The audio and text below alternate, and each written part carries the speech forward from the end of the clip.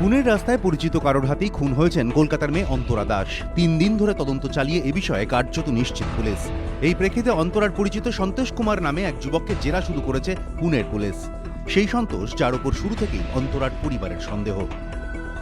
ও এই অফিস থেকে বেরোলে বা ফাঁকা থাকলে ও ফোন করতো এবং একটা বাজে অ্যাটিচিউডের দিকে ওকে ইনভলভ করার চেষ্টা করতো।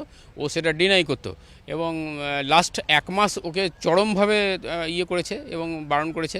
কিন্তু তারপরে হঠাৎ ওই দিনকে ওই ঘটনাটাই ঘটেছে। ওই টেলিফোন নাম্বারটা সেম, যে টেলিফোন নাম্বার থেকে উত্তক্ত করতো আর কি। এই সন্দেহের কারণ কি? সন্তোষের সঙ্গে অন্তরার পরিচয় ব্যাঙ্গালোরে একটি সংস্থায় প্রশিক্ষণ নেওয়ার সময়।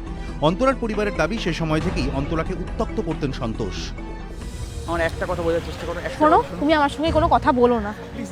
একবার শোনো, একটা কথা শুনে যাও, একটা কথা শুনে যাও। বললাম তো না।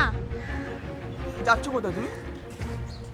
পাগলের মতো আমার পেছন পেছন ঘুরিস না, আমার ভালো লাগছে না। রাস্তার লোকজন দেখছে। তোমার পেছনে আজ থেকে ঘুরছি, এতদিন ধরে ফোন করছি, এসএমএস করছি, কোনো কিছুতে তোমার কোনো না, আমার পছন্দ নয় তো। কেন আমাকে বিরক্ত করা হচ্ছে আমি বুঝতে পারছি না তো। কেন পছন্দ নয়? শোনো, আমার পিছু নেওয়াটা বন্ধ করবি আর আমাকে ডিস্টার্ব করাটাও বন্ধ কর। আমার কথাটা একটু শোনো। আরে এরপর অন্তরা পুনে চলে আসেন। পরিবারের দাবি তখনও সন্তোষ বারবার তাকে ফোন করতেন।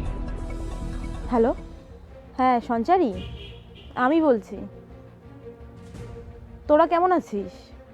আচ্ছা আচ্ছা, বাবা মা? হ্যাঁ আমি ভালো আছি। আচ্ছা, না রে, ওই সেই এক প্রবলেম।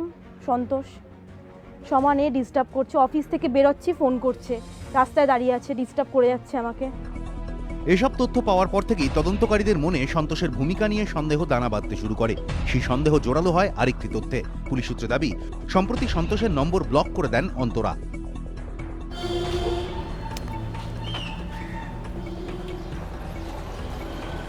হ্যালো হ্যালো পূজা, তুমি প্লিজ আমাকে ওর রুমমেটের নাম্বারটা দাও না একটু।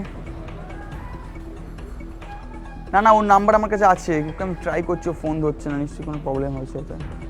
না ও কথা বলবে, আমার সাথে কথা বলবে। তুমি একটু দাও না নাম্বারটা। আরে ও তো ফোনটা ধরছে না, ওই কারণে তো চাইছি না। প্লিজ একটু বোঝার চেষ্টা করো। পুলিশের প্রশ্ন, ওই দিনই সন্তোষ অন্তরার সঙ্গে যোগাযোগ করতে মরিয়া ছিলেন কেন? তাহলে কি তখনই তার মাথায় কোনো পরিকল্পনা ছিল? তাকে জেরা করে সেই তথ্য জানার চেষ্টা চলছে। পুলিশ সূত্রে দাবি, অন্তরা 2টি ফোন ব্যবহার করতেন। তার কল লিস্ট খতিয়ে দেখা হচ্ছে। বাসস্থান থেকে অন্তরার ডায়েরি উদ্ধার হয়েছে, সেখান থেকেও কিছু সূত্র মিলেছে বলে জানিয়েছে পুলিশ। রাজর্ষি দত্তগুপ্ত ও পার্থপ্রতিম ঘোষ, এবিপি আনন্দ।